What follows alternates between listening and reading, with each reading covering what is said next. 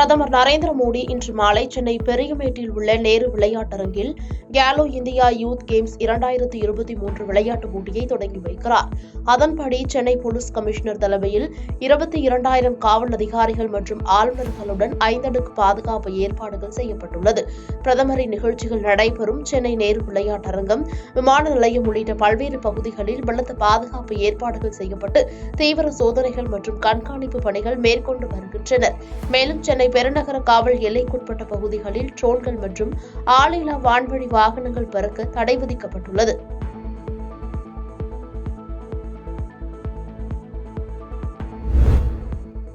தென்கிழக்கு அரபிக்கடல் மற்றும் அதனை ஒட்டிய பகுதிகளில் ஒரு வளிமண்டல கீழடுக்கு சுழற்சி நிலவுகிறது. இதன் காரணமாக தென் தமிழக மாவட்டங்களில் ஓரிரு இடங்களில் லேசான மழை பெய்யக்கூடும் என்றும் தமிழகத்தின் ஓரிரு இடங்களில் அதிகாலை வேளையில் லேசான பனிமூட்டத்திற்கு வாய்ப்புள்ளது என சென்னை வானிலை ஆய்வு மையம் தெரிவித்தது. இந்நிலையில் அடுத்த 3 மணி நேரத்திற்கு 5 மாவட்டங்களில் மிதமான மழைக்கு வாய்ப்புள்ளது எனவும் தெரிவிக்கப்பட்டுள்ளது. நாகப்பட்டினம், திருவாரூர், தஞ்சை, புதுக்கோட்டை, ராமநாதபுரம் ஆகிய மாவட்டங்களில் மிதமான மழைக்கு வாய்ப்புள்ளது என தெரிவிக்கப்பட்டுள்ளது.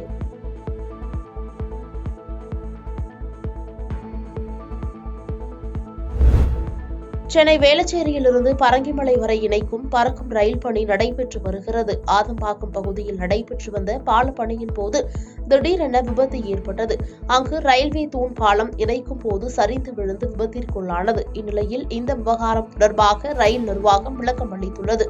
அதில் ஹைட்ராலிக் ஜாக்குகளை பயன்படுத்தி ஏவும் போது கர்டர் ஒரு முனையில் தவறி கீழே விழுந்து விபத்து நிகழ்ந்துள்ளது. இந்த விபத்தில் உயிர் சேதம் எதுவும் ஏற்படவில்லை என்றும் யாருக்கும் எந்த பாதிப்பும் இல்லை என்றும் பணிகள் நடைபெறும் முன்னரே முன்னெச்சரிக்கை நடவடிக்கையாக போக்குவரத்து மாற்றம் செய்யப்பட்டது என கூறப்பட்டுள்ளது.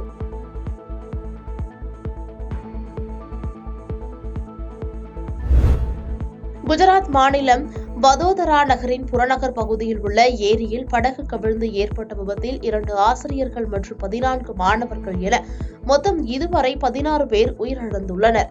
சுமார் 20க்கும் மேற்பட்ட மாணவர்களும் 4 ஆசிரியர்களும் ஹர்னி ஏரியில் படகு சவாரி செய்து கொண்டிருந்த போது விபத்து ஏற்பட்டுள்ளது. மேலும் விபத்தில் சிக்கி காணாமல் போனவர்களை தேடும் பணி நடைபெற்று வருவதாக அதிகாரிகள் தெரிவித்தனர். இதுகுறித்து ஹர்னி காவல் நிலைய அதிகாரி ஒருவர் கூறுகையில், இதுவரை 14 குழந்தைகள் மற்றும் 2 ஆசிரியர்கள் இறந்துள்ளனர். மீட்கப்பட்ட ஒரு மாணவர் SSG மருத்துவமனையில் சிகிச்சை பெற்று வருகிறார். மேலும் காணாமல் போனவர்களை தேடும் பணியில் மீட்புக் குழுவினர் ஈடுபட்டுள்ளது என தெரிவித்துள்ளார்.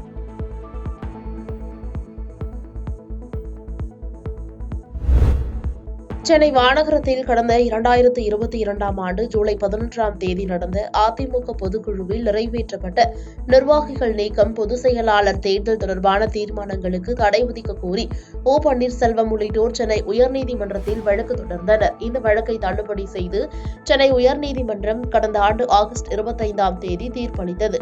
இந்த தீர்ப்பை எதிர்த்து உச்சநீதிமன்றத்தில் ஓ. பன்னீர்செல்வம் மேல்முறையீடு செய்தார்.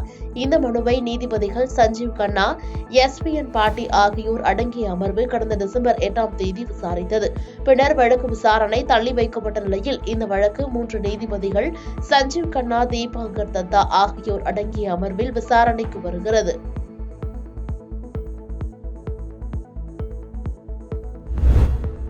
மண்டல மகரவிளக்கு சீசனை முன்னிட்டு கடந்த நவம்பர் மாதம் 16ஆம் தேதி கோவில் நடை திறக்கப்பட்டது.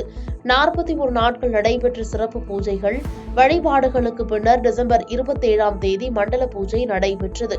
அன்றைய தினம் கோவில் நடை அடைக்கப்பட்டு மீண்டும் மகரவிளக்கு பூஜைக்காக சபரிமலை ஐயப்பன் கோயில் நடை டிசம்பர் 30ஆம் தேதி திறக்கப்பட்டது.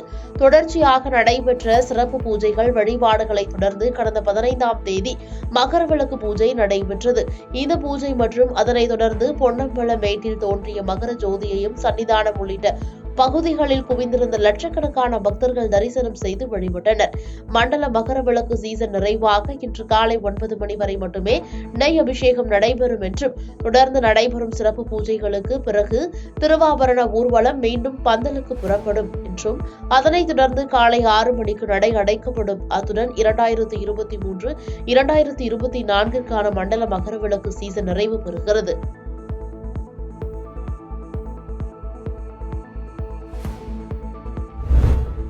மேற்கு தொடர்ச்சி மலைப்பகுதியில் அமைந்துள்ள சதுரகிரி சுந்தர மகாலிங்கம் கோயிலுக்கு பிரதோஷம் மற்றும் பௌர்ணமியை ஒட்டி பக்தர்கள் மலையேறி சென்று சாமி தரிசனம் செய்ய அனுமதி அளிக்கப்படுவது வழக்கம். அதன்படி தை மாத பிரதோஷம் மற்றும் பௌர்ணமியை முன்னிட்டு வருகிற 23ஆம் தேதி முதல் 26ஆம் தேதி வரை 4 நாட்கள் பக்தர்கள் மலையேறி சென்று சாமி தரிசனம் செய்ய வனத்துறையினர் மற்றும் கோவில் நிர்வாகத்தினர் அனுமதி அளித்துள்ளனர். பக்தர்கள் கோயிலுக்கு செல்லும் மலைப்பாதை வழியாக மட்டுமே சென்று வர வேண்டும் எனவும், இரவில் பக்தர்கள் தங்குவதற்கும் ஆற்று பகுதிகளில் இறங்கி குளிக்கவும் வனத்துறையினர் தடை விதித்துள்ளனர்.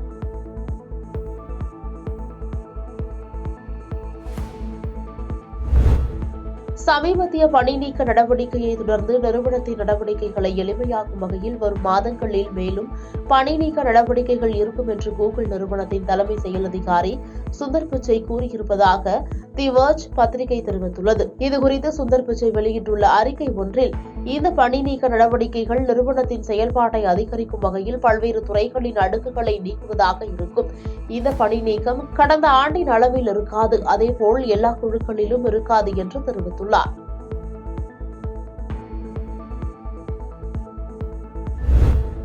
உத்தரப்பிரதேச மாநிலம் அயோத்தியில் ராமர் கோவில் மிக பிரம்மாண்டமாக கட்டப்பட்டுள்ளது.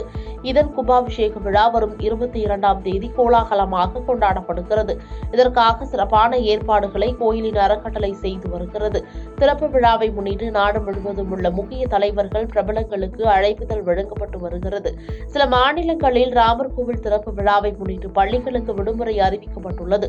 இந்நிலையில் மத்திய அரசு அலுவலகங்களுக்கு ஜனவரி 22ஆம் தேதி அன்று அரை நாள் விடுமுறை அறிவிக்கப்பட்டுள்ளது. அதன்படி 22ஆம் தேதி பிற்பகல் 2:30 மணி வரை நாடு முழுவதும் உள்ள அனைத்து மத்திய அரசு அலுவலகங்களுக்கும் விடுமுறை அளித்து மத்திய அரசு உத்தரவிட்டுள்ளது.